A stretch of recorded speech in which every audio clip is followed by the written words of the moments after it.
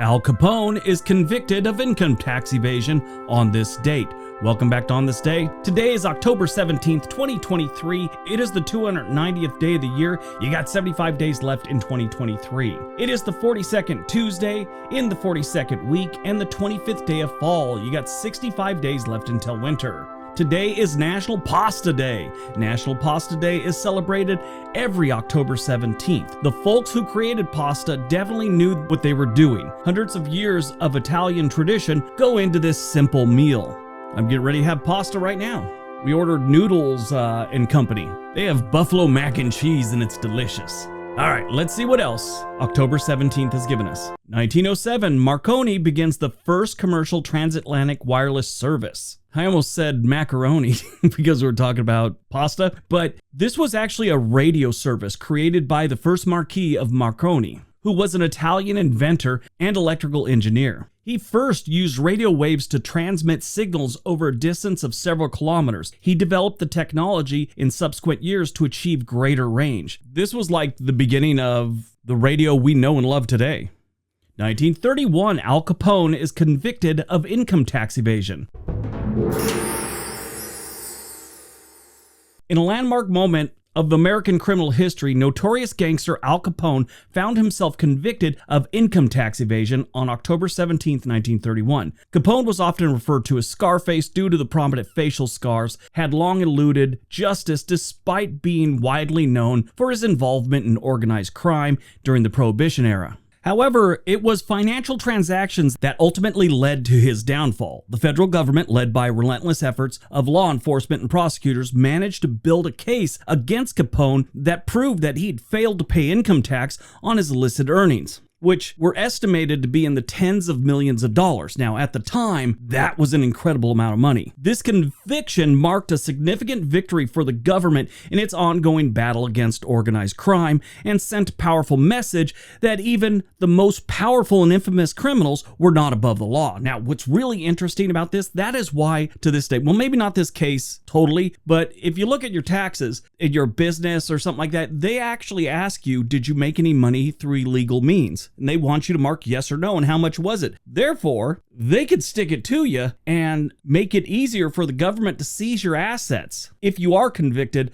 of doing something illegal. The outcome of Al Capone's income tax evasion trial had far-reaching implications. It seriously curtailed his criminal empire and influence over the city of Chicago. On October 24th, 1931, he was sentenced to 11 years in federal prison and being fined $50,000, which was a substantial penalty at the time. Al Capone served his sentence at Alcatraz. His conviction also highlighted the government's determination to combat organized crime by any means necessary, setting a precedent for the prosecution of other mobsters in the years that followed. Al Capone's fall from grace serves as a symbol of the end of the era, as Prohibition came to an end and the United States embarked on a new chapter in its history with a renewed focus on law and order. Yeah, those Prohibition gangsters, very interesting time of American history. I've always found it fascinating. Now, when you start digging into what they really did, that folk hero mystique kind of wears off and you realize that a lot of them were pretty much scumbags. But since the United States was going through some tough financial times, they kind of looked at a lot of these gangsters as they were sticking it to the man. They were helping out the little guy, when in reality, they're just helping out themselves and usually stealing from things that most American people thought were wrecking the country, like banks. 1965, the 1964-65 New York World's Fair closes after 2 years and more than 51 million attendees. That's a lot. The World's Fair used to be quite the thing. I mean, everyone wanted to go to it. It was like this showcase for the future of, whatever country or the world for that matter. And these days, it kind of just happens, and unless you're in the country where it's happening, you really don't pay attention. As a kid, they talked about it all the time. I think 2023 was in Buenos Aires. I do know back in 2017, when they were doing the bidding for the 2023 World's Fair, Minnesota was in the running for a long time. And that this year would have been the first time in 40 years the World Fair had come back to the United States. Now, they have different versions. There's the specialized expositions. The next one is in 2027 in Belgrade. Universal Expositions is in Osaka, Japan in 2025. And then Doha has one also in 2023. I don't know when that happened, though. Let me see. Yeah, that one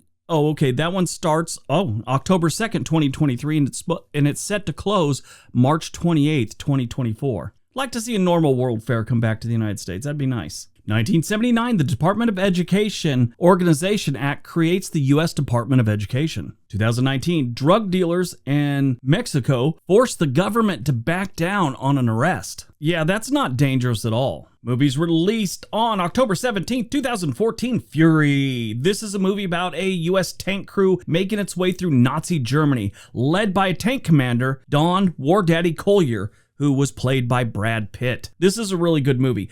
Interesting fact about this, I may have told this before, but my son was in basic training when this movie was getting ready to come out or just come out. So they decided they would show it to these guys that were going through basic training. So my son got to go to the theater and they all watched it together. At the end of the movie, Brad Pitt and all them came out and talked to the crowd. Really nice thing to do. Especially if you've ever been to basic training, you know a 2-3 hour break like that is magic. All in all, this was a pretty good war movie. I really enjoyed it. If you see it on cable, it's definitely worth a watch. Born on October 17, 1972, Eminem. Born Marshall Mathers, he became an international sensation after releasing his single, My Name Is. He won the Best Rap Album Grammy for 3 consecutive albums, Slim Shady, Marshall Mathers, and The Eminem Show. He also received an Academy Award for Best Original Song, Lose Yourself, from the 2002 movie 8 Miles. Interesting character.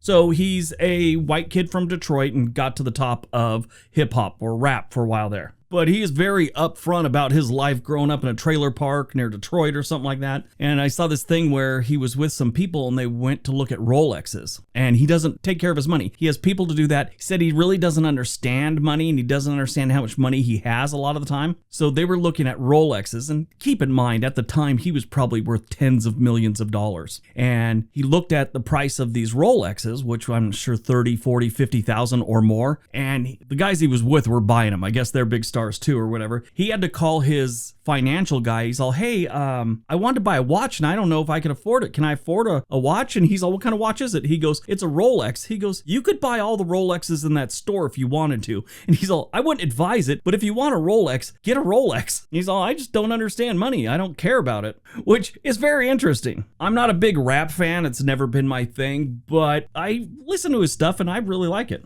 Died on October 17th, 2019, we lost Bill Macy. He's an American actor known for playing Walter Finley and the husband to the title character of the 1970s sitcom Maude. He was one of the original cast members of the theatrical review, Oh Calcutta. He occasionally appeared in the sitcom Seinfeld as one of Jerry's parents' friends. And first time I ever saw him, he was in Steve Martin's movie The Jerk, which was pretty good. Interesting guy. Bill Macy was 97 years old and no cause of death was given.